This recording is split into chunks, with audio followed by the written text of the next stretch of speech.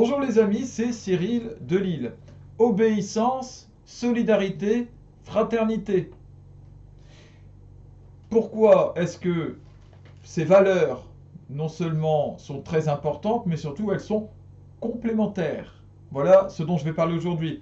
Les mesures sanitaires, le pass sanitaire, je pense que tout le monde est au courant, ça fait des remous, il y a des divisions. Malgré tout, ce qui nous est demandé, c'est l'obéissance. Il y a une nécessité d'obéissance qui nous est d'une certaine façon imposée.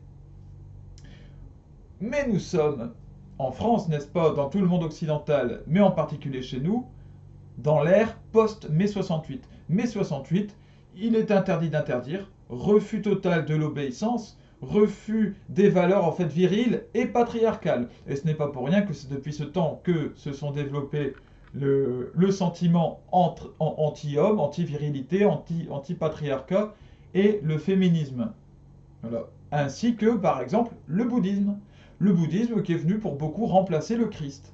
Le Christ, c'est un homme viril et puis qui appelle à l'obéissance envers le Père. Bouddha, c'est un anti-viril par excellence. C'est un homme-femme, il n'y a pas vraiment physiquement, c'est pas vraiment reconnaissable. Il est content, il est goguenard, il bouge pas, il fait rien, et puis il est centré sur son nombril.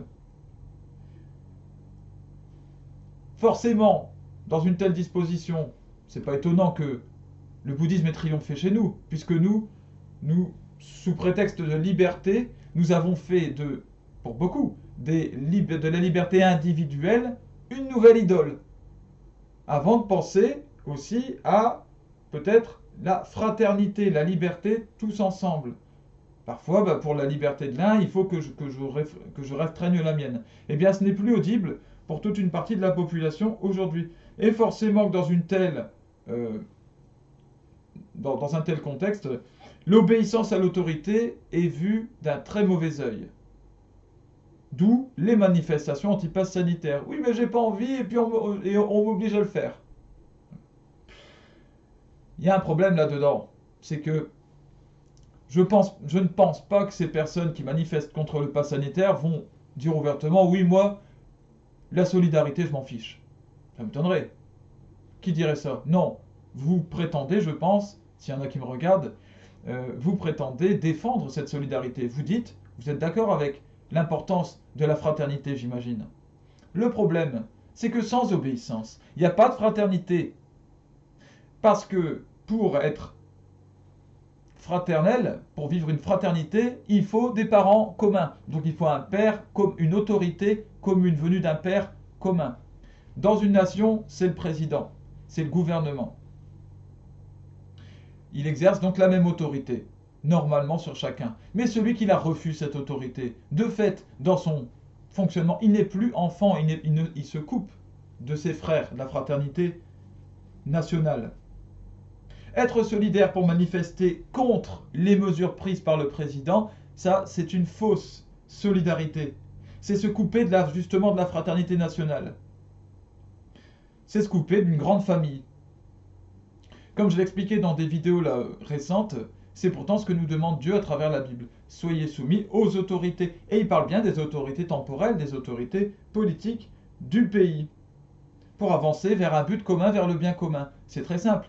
Si on commence à se diviser, à vouloir faire à sa sauce, à ne pas vouloir respecter ce que dit le gouvernement pour faire avancer tout le monde vers la même direction, et bien forcément, on fiche en l'air tout le travail pour avancer. Dans une entreprise, il y a un patron qui va avoir une vision, qui va dire tiens, il faut aller dans telle direction. Et son boulot, eh bien, c'est de faire aller l'entreprise vers cette direction, en disant à chacun ce qu'il a à faire. Mais si ceux qui ont ces choses à faire commencent, non, moi je vais faire à ma sauce, non, moi j'ai pas envie d'entendre, j'ai pas envie de correspondre à ce qu'il me dit, parce que moi je considère qu'il entrave ma liberté de travailler comme je veux, il entrave ceci, cela. Mais l'entreprise, elle n'avance plus vers une seule direction, il y a une division intérieure qui se fait et on va nulle part. Et la réussite est compromise. Voilà ce que ça fait. Eh bien c'est ce qui se passe chez nous aujourd'hui vis-à-vis du Covid. Dans le combat contre le Covid, bien sûr qu'il y a des ratés, j'en ai parlé dans les vidéos, et je pourrais en parler encore, il y a des ratés, il y a des absurdités, Il y en a qui donnent d'ailleurs des sketchs ou des mèmes sur Internet qui sont hilarants. Des absurdités, des incohérences. Et alors, les erreurs sont nécessaires dans la vie pour comprendre et s'améliorer. Nous faisons face à une maladie que nous n'avons jamais connue. Forcément, il y a des choses, on se plante, on avance dans une direction, en fait c'était une impasse. On ressort, on repart de l'autre côté. Mais pour ça, il faut que tout le monde avance ensemble pour que nous puissions clairement voir qu'une voie est une impasse et revenir. Le problème, c'est que s'il y en a qui disent moi je me vaccine pas ou moi je respecte pas tel, eh ben on ne sait pas si la voie qu'on a choisi de prendre peut réellement fonctionner ou pas. Un exemple très simple. Comme tout le monde n'est pas vacciné, qu'il y a toute une partie de la population qui refuse, est-ce que le vaccin de masse dans tout le pays peut fonctionner? On n'en sait rien. On ne peut pas le savoir. Donc on ne peut pas savoir si le fait que la maladie soit toujours là est dû à l'inefficacité éventuelle d'un vaccin ou si c'est dû à des rebelles à 2 francs qui ont décidé d'en faire qu'à leur tête et de garder leur liberté individuelle de moi-je, de bouddhiste, de centrer sur leur nombril. Et comment est-ce qu'on fait pour avancer dans cette situation? Comment est-ce qu'on fait? On ne sait pas. Au moins, si tout le monde suivait la même direction et se faisait vacciner, si ça ne fonctionnait pas, on le saurait et on pourrait avancer vers autre chose en disant ça c'est fait, ça marche pas, paf, passons à autre chose. Là, tout est fichu en l'air. Les erreurs sont nécessaires, comme je le dis, elles existent. Cela ne justifie pas une rébellion contre l'autorité. Mon papa, ton papa, les parents de chacun ont fait des erreurs. Voilà, il n'y a pas de parents parfaits. Tout comme il n'y a pas de gouvernement ou de président parfait, ou de roi d'ailleurs parfait.